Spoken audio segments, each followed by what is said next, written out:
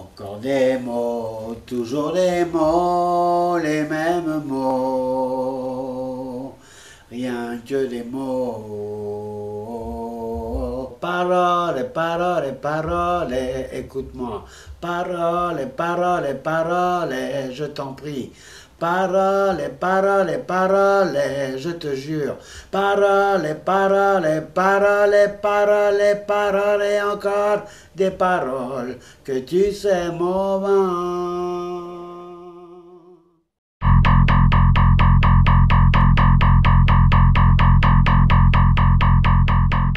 Au commencement était le Verbe. C'est ainsi que naquit la parole entre les hommes. Selon le dictionnaire, la parole, c'est le langage articulé symbolique humain destiné à communiquer la pensée, est à distinguer des communications orales diverses, comme les cris, les alertes. La parole permet d'exprimer des besoins. J'ai faim. Des pensées. Être ou ne pas être, telle est la question. Des sentiments. Je suis contente. Je suis triste.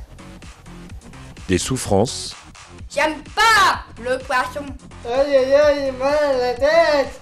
Des aspirations. Je veux travailler en milieu ordinaire. On veut vivre ensemble. C'est ça, ensemble. Comme tout le monde. La parole met en relation les personnes entre elles. Donc, quand on est un homme et que l'on vit en société, on utilise la parole pour se faire comprendre, pour communiquer, pour demander, pour donner une consigne, voire même pour se disputer. Je t'écoute. On trouve la parole dans plein d'expressions. On peut aussi donner la parole. Merci. On peut laisser la parole. Surtout en prends soin. Bien sûr. Et aussi on peut couper la parole. Ta parole ne vaut pas un clou.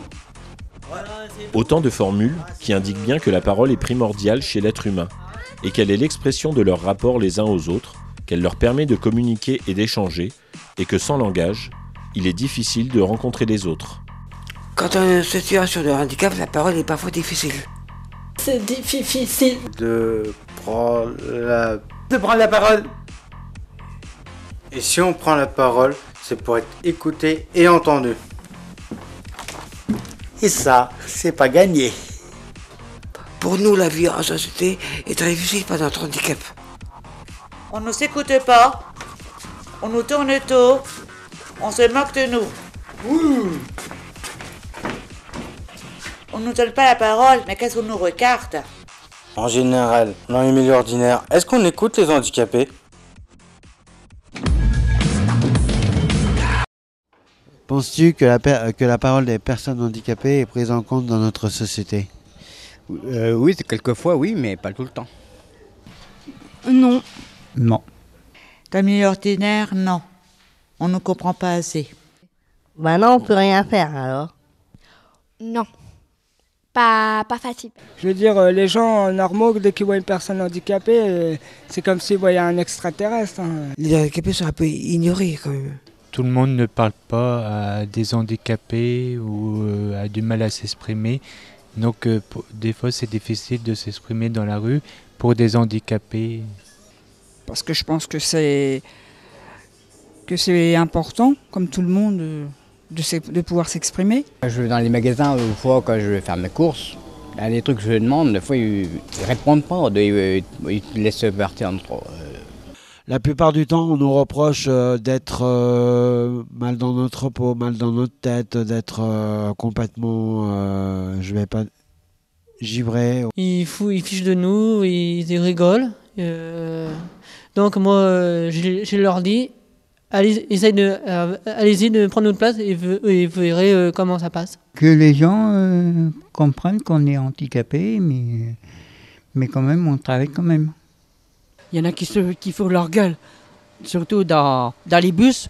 Quand ils voient dans les bus qui montent, ils disent tiens, tu as les gogoles. Mais on les laisse tranquilles, on les laisse parler. Mais c'est un truc, ça dit pas. C'est dur ça. Ouais. Moi, quand je me promène dans la rue, je vois souvent des gens me dévisager et parfois, je ne sais pas ce qu'ils pensent derrière leur tête. Je ne me sens pas acceptée par rapport aux personnes dites normales. Je côtoie pas les personnes extérieures, à part ma famille, c'est tout. En fait, ils ne se renseignent pas assez sur le handicap, quoi. Dans la société, les espaces de parole des personnes handicapées ne sont pas très développés et l'écoute est malheureusement, enfin je pense,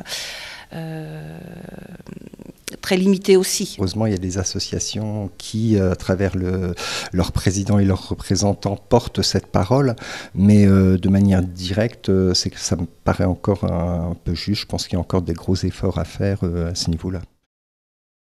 Bon, heureusement, il y a des associations qui nous accompagnent tout au long de notre vie. Alors, comment la parole est prise en compte dans ces structures? Nous allons nous rendre sur place rencontrer les acteurs. On y va? Ouais, on y va. Dépêche-toi.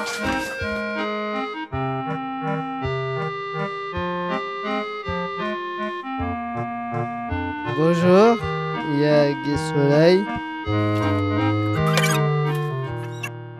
Allez, suis-moi. Bonjour. Bonjour madame. Comment la parole des enfants a été prise en compte dans votre établissement? Écoutez, vous voyez, la porte est toujours ouverte. Est-ce qu'on peut aller les interroger? Bien sûr, je vous encourage, bien sûr. Quand tu as tes problèmes, tu vas voir qui? Paka. C'est qui Pascal? C'est Ruri. Et t'as des autres personnes que tu peux aller voir? Et Jean-Ri. Je parle avec Ophélie. Est-ce que tu penses que tu es écouté? Oui. Tu parles avec l'éducatrice ou un éducateur? Les deux. Est-ce qu'on peut parler avec tout le monde? Oui. Alors qui c'est tout le monde? Ophélie, Boris. Et tu parles de quoi? Tu leur parles de quoi? Le week-end. Du week-end, c'est-à-dire? On fait du vélo. Ordinateur. Comment gérez-vous la parole avec les jeunes? Alors, la parole se gère de différentes façons, donc c'est-à-dire tous les jours déjà au quotidien. On a le temps d'accueil du matin qui permet un petit peu à chaque jeune de s'exprimer sur sa soirée ou sur des choses qu'il aurait envie de nous dire un petit peu plus particulièrement. Ça peut être aussi sur des temps d'activité, sur des projets particuliers où on va leur demander de donner leur avis, de faire des choix, de proposer des choses. On fait une route avec une maison. Du soleil. Oui, c'est bien. On met de la peinture. Là, si tu peux mettre du jaune, si tu veux. Seulement, il faut que tu changes de pinceau, que tu rinces ton pinceau. Hop, vas-y. Hop. Très bien, allez. Tous les éducateurs ici sont à l'écoute de chaque enfant, tous les professionnels, chacun dans ses compétences. On peut avoir l'éducateur, c'est vrai, mais aussi la psychologue, l'infirmière, la chef de service et moi-même. Je pense qu'on est vraiment tous à l'écoute de chaque enfant, que nos portes sont grandes ouvertes. Et c'est cet esprit-là qui règne à Gai-Soleil. Voilà. Ensuite, jusque-là. Voilà. Allez. Super, bravo. Tu mets sur le côté? La parole aussi, c'est celle que l'on n'entend pas, celle de l'enfant qui ne peut pas parler. Et on essaye de trouver des supports visuels et aussi des gestes. Donc ici, on utilise certains gestes, comme le français signé. On va mettre les gâteaux au four. Oui. Non. Si, vas-y. Ophélie, est-ce que tu peux aider Fanny à accrocher son chiffon? Tu lui montres. Montre-lui. Regarde.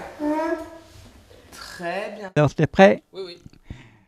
Comment gérez-vous avec les jeunes pour la communication? Donc effectivement, nous essayons de mettre en place plusieurs supports.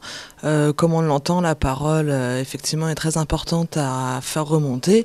Mais quand il y a des gros soucis de communication, cela n'est pas toujours évident. Donc on essaye de mettre en place plusieurs moyens, tels que des supports visuels. Donc là, c'est un emploi du temps, mais ça peut être aussi des supports visuels tels que des images sur le quotidien pour leur demander quel choix ils préfèrent. Tu vas bien? Oui, super. Regarde, on ouvre bien le torchon. Allez, vas-y. Super. Très bien, les filles. Allez, encore, Madison. Encore, regarde, tout ça, tu n'as pas fini. Alors, ensuite, pour certains autres jeunes qui ont des gros problèmes de compréhension, nous mettons aussi en place des objets de communication. Donc des objets de communication leur permet justement de mettre du sens sur les mots. Autrement, nous pouvons aussi utiliser plusieurs supports tels que le dessin pour faire ressortir un petit peu leurs émotions, leurs ressentis. Qu'est-ce que tu fais là? Une partie de la place. Il est beau ton dessin. Oui. C'est quoi alors, les nuages? Un nuage. Autrement aussi, on prend en compte dans le quotidien toutes leurs habitudes, leur rythme. Et puis aussi, on essaie d'observer au maximum la cause des troubles du comportement. L'activité, une fois qu'il la maîtrise bien, qu'on est sûr, il passe sur sa table autonome où là, il fait tout seul. Et puis, on a aussi le Conseil de vie sociale, hein, où les enfants ont créé tout un petit groupe cette année. Il y a eu un vote et il y a eu beaucoup d'enfants qui se sont inscrits. Vas-y, les ex. À voter. À voter. À voter. Allez, il faut... À voter.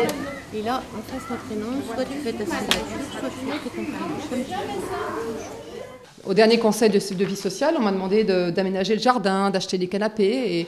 Et en fait, petit à petit, j'essaie de faire au mieux pour répondre aux besoins des enfants qui s'expriment autrement dans ce cadre reconnu qui est le conseil de vie sociale. Alors, les résultats gagnants, Océane.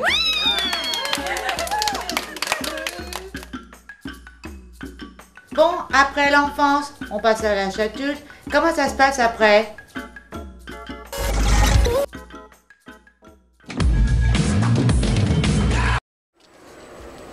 Parmi les personnes qui peuvent travailler, il y a ceux qui travaillent dans le monde dit ordinaire et ceux qui vont travailler en établissement spécialisé, à l'ESAT, à l'imprimerie, au self. Cool, on va faire.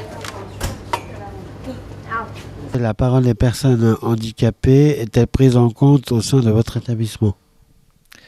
Alors, je peux répondre comme quoi, effectivement, je prends en compte la parole des personnes handicapées. Le mieux, ce serait de leur poser la question à eux pour savoir s'ils sont écoutés, entendus. Chiche! Au travail au sel, vous pensez être écouté?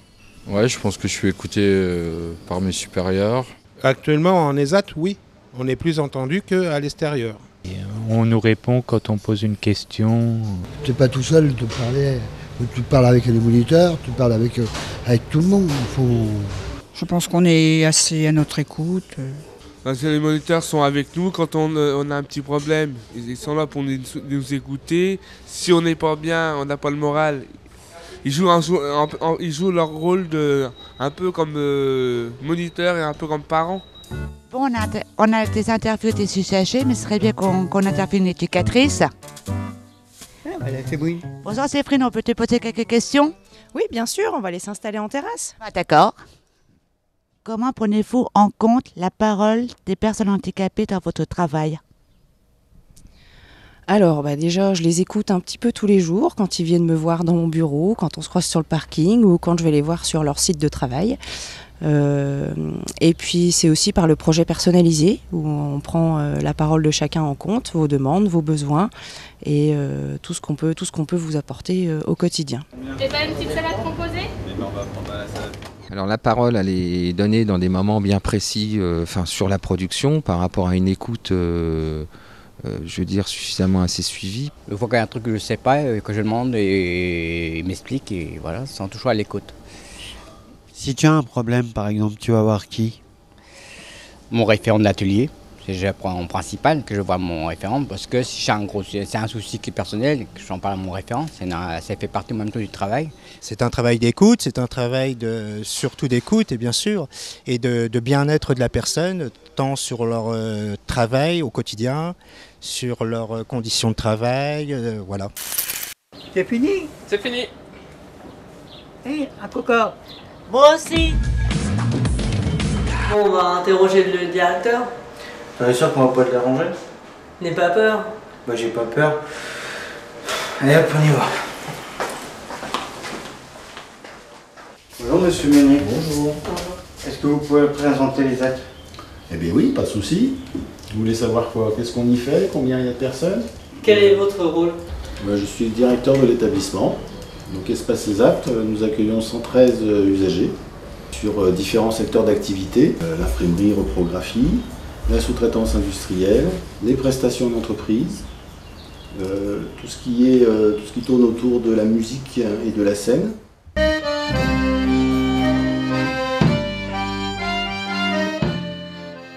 qui est atelier musique et bien-être et découverte musicale. Et puis nous avons aussi un plateau technique des usagers qui interviennent au service des autres structures dans le domaine de l'entretien. Comment la parole est prise en compte dans votre ESAT? Il y a des réunions, il y a différentes réunions et principalement la réunion du vendredi où chaque moniteur réunit son équipe. C'est surtout les interrogations sur les ateliers, sur ce qui va se passer la semaine suivante. On doit le choix qu'il y a à faire, soit les boîtes ou soit les bouquins ou les enveloppes à coller les étiquettes. Attends, laisse-moi avant. Mais différents problèmes peuvent aussi remonter lors de cette réunion-là. Et puis au quotidien, j'ai la porte du bureau qui est toujours ouverte. Bonjour, je peux vous parler? Si vous avez un problème, vous allez voir qui d'abord? Mes moniteurs. Comment vous faites pour vous exprimer? Faut parler, pour exprimer des choses. Voilà. Vous vous exprimez à qui?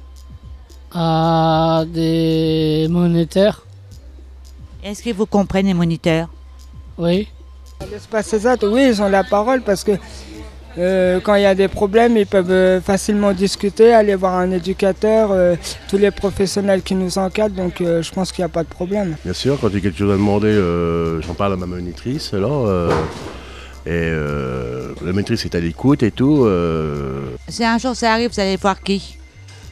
Là-haut, Frédéric. C'est qui? Frédéric, Corinne, un peu de tout, quoi. C'est qui Frédéric et Corinne? C'est là-haut. Mais c'est quoi leur rôle là? Je sais pas.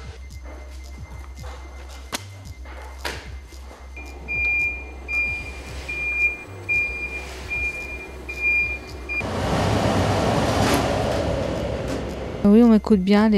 Si j'ai besoin de parler, je vais parler à la monitrice référente ou à mon éducatrice spécialisée. Ou des fois, si j'ai un problème, je peux en parler au chef de blanchisserie. Allons les gars, allons les gars. Ah, tu l'as fait en vrai?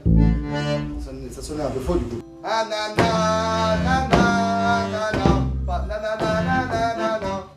Oui, parce que les gens sont là pour nous écouter, pour nous entendre, et quand il y a quelque chose qui ne va pas, ou quand il y a des choses à faire avec la PEI, on est toujours écouté, donc on sait aussi à quoi s'attendre. de l'Orient avec ta mère épouvante qui se lève encore en pure navigant comme un poisson, un tout, c'est la nature, voilà le cancer au printemps. Allons les gars, allons les gars, Bon, il n'y a pas qu'au travail où l'on est accompagné. Il y a aussi dans notre vie de tous les jours, quand on est en foyer par exemple. Bon, voilà la résidence du labour. Hein. Hey, c'est privé. C'est chez nous ici. Oui, mais juste voir le chef. Comment la parole est-elle prise en compte au sein de votre établissement? Alors sur la résidence du Labourat, je parle également sur la résidence du Parc parce qu'on a des fonctionnements similaires.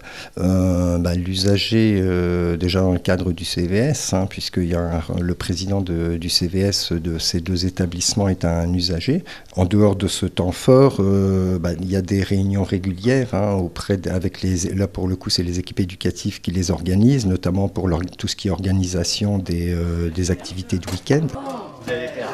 En étant à l'écoute auprès d'eux, en instaurant des temps de réunion pour qu'ils puissent s'exprimer, en essayant de répondre au mieux à leurs besoins, à leurs choix, leurs envies. Au foyer, on prend en compte votre parole? Oui. Et comment? Les éducateurs sont là pour nous aider. On vous écoute ici? Ouais, ça va. Bah oui, les éducateurs nous écoutent. Moi personnellement, ma porte est toujours ouverte. Tu peux rentrer? Allez. Le foyer, c'est votre chez vous? Oui. Bien sûr. Oui, c'est chez nous, parce qu'on a des chambres, on est tranquille, on est bien, on a des chambres, tout ça. Est-ce que l'appartement est un espace privé? Bonne question. Non, c'est un endroit C'est un peu les deux, c'est public et privé. On est bien tous les deux. Super intime.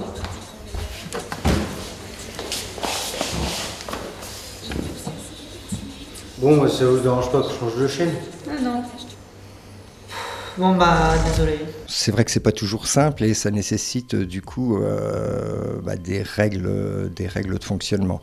On est dans un hébergement, donc chaque personne ici est accueillie en chambre individuelle. On va appeler ça du coup l'espace privé. Ce sont des chambres individuelles mais qu'ils peuvent personnaliser. Donc une fois qu'ils sont dans leur chambre, ce sont leurs endroits, leurs lieux privés. On frappe avant d'entrer. S'ils ne souhaitent pas qu'on rentre, on ne rentre pas. Enfin, il y a des choses à respecter. Après, l'espace collectif, c'est toutes les salles de détente, les salles d'activité, où là, effectivement, tout le monde peut s'y retrouver pour échanger se retrouver sur des temps conviviaux. Là, du coup, ça nécessite d'avoir un comportement qui respecte l'ensemble de la collectivité. Ouais, c'est un peu chez moi. Est-ce que vous pouvez recevoir quelqu'un dans votre foyer?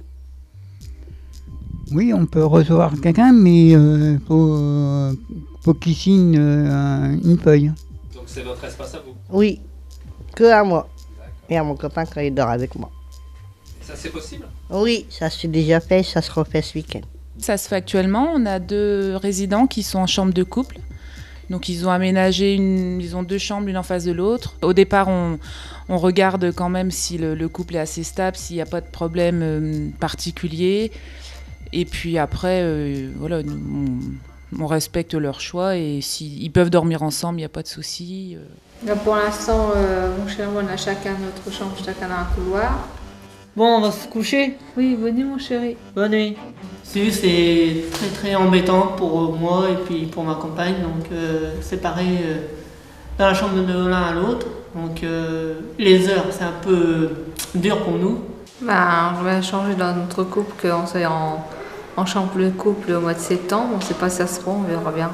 Après, c'est vrai qu'on a un projet de réhabilitation de l'établissement qui prendra en compte ses besoins, de pouvoir vivre en couple sur le même lieu. Et voilà, ça sera tout à fait possible après la rénovation du bâtiment.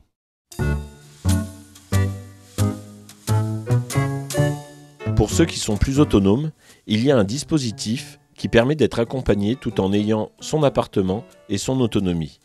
C'est ce service accompagne les usagers dans le monde ordinaire, avec toujours quelqu'un au bout du fil s'il y a un problème.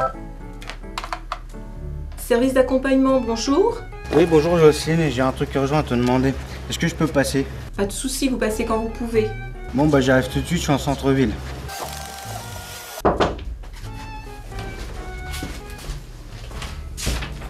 Bonjour Jocelyne, j'ai plus de carton, je fais comment moi pour mon déménagement? Ah, on va voir ça. Le SAVS, c'est un service qui s'adresse à des personnes handicapées qui vivent en milieu ordinaire, en appartement ou en maison, et qui ont besoin qu'on les aide à s'organiser dans leur vie privée, leur vie familiale, donc qui posent toute demande et nous on les aide à réaliser leurs projets.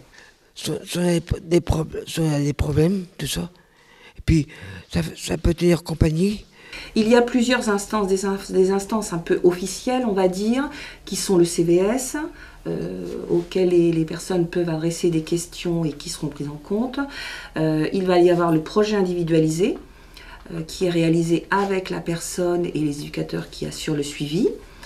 L'éducatrice coordinatrice, c'est aussi là l'occasion d'évoquer les projets. Et il y a surtout les visites à domicile. On prend rendez-vous et on passe un temps à parler des problèmes, des projets, des personnes, des gros malheurs et des petits bonheurs. Ce qui peut nous filer un coup de main, c'est si admettons une chose qu'on ne sait pas faire ou qu'on ne sait pas trouver, ils vont nous filer un coup de main. Ou un papier à remplir, ils vont nous filer un coup de main. Sinon, la personne, si elle ne souhaite pas nous recevoir à son domicile, elle peut être reçue ici aussi, au bureau, sur rendez-vous, où elle peut passer sans prévenir. Bien, écoutez, je peux lui laisser un petit message? À SAVS, je me sens écouté quand même. Quel est votre rôle au SAVS? On me demande de passer un message, souvent aux éducateurs. On me demande de rappeler un rendez-vous. On m'annonce une difficulté, j'essaye de voir avec la personne comment elle peut la résoudre. Comment se passe une visite à un appartement? Les visites à domicile, souvent c'est les éducateurs référents qui les font. Ça m'arrive également d'en faire. Donc on prévient la personne, on va toujours au devant des personnes sur rendez-vous. On ne peut pas se permettre d'aller chez les gens spontanément sans les prévenir. Donc il y a un respect par rapport à ce que veut la personne, ce qu'elle veut faire, ce qu'elle sait faire. Il est hors de question que les éducateurs interviennent sur des choses que la personne sait faire ou des choses sur lesquelles la personne ne veut pas qu'on intervienne. C'est bon? Ok. Qu'est-ce qu'on peut demander au SAVS? Alors, demander, c'est un peu particulier. On peut parler de tout. Après, il peut y avoir des demandes aussi particulières, bien évidemment, mais tout n'est pas de l'ordre de notre mission. Je veux les horaires des bus. Je voudrais une maison plus grande. C'est un problème de fois ça. Il y a du bruit dans l'immeuble. Je voudrais un rendez-vous chez le médecin. Je voudrais m'inscrire à une activité. Je voudrais acheter une télé, vous pouvez m'aider? Si vous nous demandez de faire un voyage en fusée, on veut bien l'entendre, mais on n'arrivera pas à vous aider à réaliser votre projet d'aller voyager en fusée. CVS. Ou CVS. CVS. CVS. Du CVS. Le CVS. Oui, CVS. C'est quoi le CVS? GPS. Connaissez-vous le CVS? Non. Ah là, je ne connais pas du tout. Qu'est-ce que le CVS? Le Conseil de la vie sociale, déjà? Je vois ce que c'est, le Conseil de la vie sociale. C'est des choses à avoir de tout. Pour les fauteuils, on demande. C'est pour défendre. Si on a à l'entreprise, ça sert si on veut des matériels ou il y a des petits problèmes ou quelque chose. Ils peuvent faire monter ça au CVS, ils ont des délégués. C'est comme Christophe et Jean-Louis qui sont délégués. Une fois tous les 3 mois, c'est quand les gens ils ont des questions, ils les posent à leurs délégués qu'ils ont élus tous les 3 ans, il me semble, je ne sais plus. Et du coup, ils viennent nous voir, ils nous posent des questions et nous, on les remonte à la direction et puis après, c'est discuté au conseil d'administration. Après, c'est accordé si oui ou non par le grand patron. Et fonctionne les CVS. Le CVS est une instance qui est obligatoire, qui a été créée par la loi 2002 et je pense que plus d'une loi, c'est vraiment quelque chose d'important pour Gai Soleil parce qu'en fait, ça permet de connaître ce que les enfants ils ont envie, ce qu'ils ont besoin, ce qu'ils aiment faire, ce qu'ils n'aiment pas faire. Et c'est aussi pour pouvoir faire un bilan tous les 3 mois avec les enfants, les familles, la direction générale sur les avancées de l'IME. Il y a un petit groupe d'enfants de l'IMP et de l'IMPRO qui vient de se constituer, qui vient d'être élu. Donc on essaye de faire au moins 3 CVS dans l'année. Sur lesquels on aborde tous les thèmes liés au fonctionnement de l'établissement, aux projets et aux attentes des travailleurs handicapés. Bon, pour le SAVS et l'accueil familial, on n'a pas beaucoup de questions puisque les problèmes qui sont rencontrés par les personnes le sont dans leur domaine privé. Et donc, on les résout dans leur domaine privé. Là où le CVS est important pour nous, c'est qu'il nous permet de questionner le fonctionnement, comment fonctionnent les équipes, pourquoi, dans quel sens elles travaillent et dans quelle valeur. Question d'aborder les points sur l'organisation, sur les effectifs, sur des informations générales de l'APEI, sur ce qui va se passer en ce moment sur des travaux. Donc voilà, c'est ce genre de choses qui sont abordées lors des CVS. Et puis il y a quelquefois des demandes d'ateliers, des demandes sur le bien-être au quotidien, sur les temps de pause, sur l'animation. Ah, je l'avais dit hein. On peut demander tout. Alors on peut tout demander, oui, mais je pense qu'il faut rester réaliste. Bon alors le CVS peut commencer. Est-ce que vous avez des propositions à faire? Avoir un jacuzzi dans ma chambre. Je voudrais une patinoire. Je veux un home cinéma. Je veux une console pour moi tout seul. Et toi Magali? Je veux faire un voyage à Tahiti. Avoir une boîte de nuit à la résidence parc. Avoir un auditorium. Vos projets sont formidables, hein, c'est très bien tout ça, mais c'est pas tellement réalisable. Il faudrait plus des projets collectifs où tout le monde pourrait profiter. Faire de la peinture dans les chambres. Des nouveaux jeux à Gai Soleil. Des nouveaux couteaux pour mieux travailler. Bon, et bien très bien, on va étudier tout ça alors. Oui, on vous donnera une réponse bientôt. Oui, quand?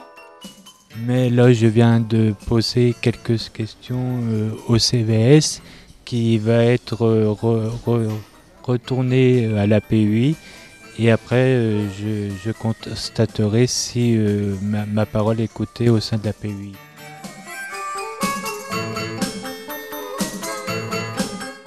Bref, on a pu le voir, la parole des personnes handicapées semble être prise en compte au sein de l'APUI de l'Aube. On est vraiment tous à l'écoute de chaque enfant, que nos portes sont grandes ouvertes. Bobo, peut vous voir? Les portes sont ouvertes. Nous sommes écoutés, choyés, bichonnés. Un petit café? Un peu trop même. Dans ce monde-là, ça va. Mais pourquoi ne pouvons-nous pas être nous-mêmes, c'est-à-dire différents directement dans le monde ordinaire ? Nous allons de ce pas interroger les instances politiques de l'APUI sur la place des personnes handicapées. Tiens, mets ta cravate. On l'a vu, la parole des personnes handicapées est prise en compte dans vos établissements. Comment faire pour qu'elle le soit à l'extérieur ? Votre place à toutes et à tous, ne se situe pas uniquement au sein de l'association. Votre place, elle est bien dans cette société.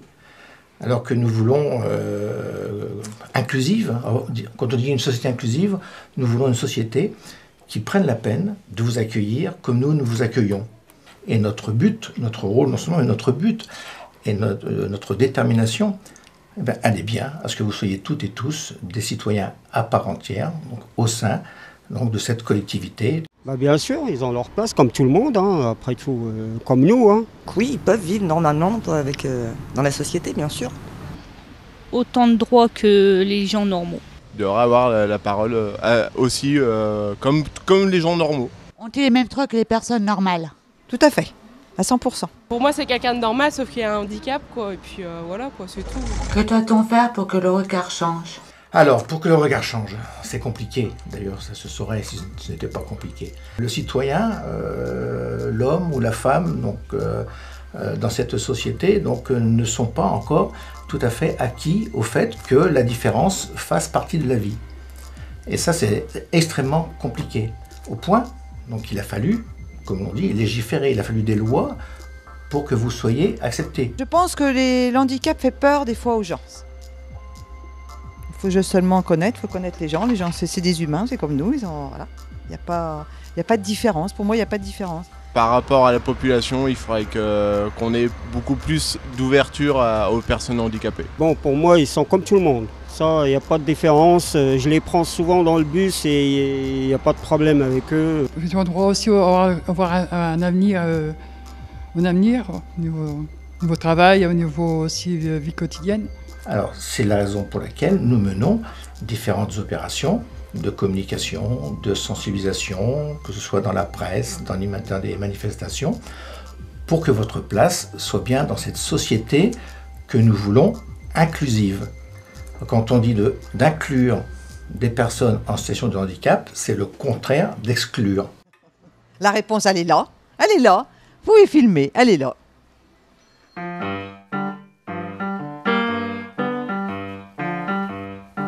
Tous différents, tous égaux. Entrez. Action. Bonjour. Alors vous voulez quoi? Bon, c'est vrai. Moi j'ai pas de... Si je t'écoute. Si je t'écoute. Oui, mais je suis en retraite. Bonjour, je peux vous voir s'il vous plaît? Bah non. Silence, on se concentre. On se concentre, Magali, on a dit. On se concentre. Et si vous étiez handicapé, que feriez-vous? Très bonne question. Waouh. Être ou ne pas être, telle était... Être ou ne pas être, telle est la question. C'est mieux? Quoi, théorie? Et faire les bêtises? Bah, je te laisse, je te fais... Non. Bon, on va se coucher. Et on est comme tout le monde. On fait partie du monde. J'ai baissé la main. Et puis au quotidien, j'ai la porte du bureau qui est toujours ouverte. Laisse pas passer.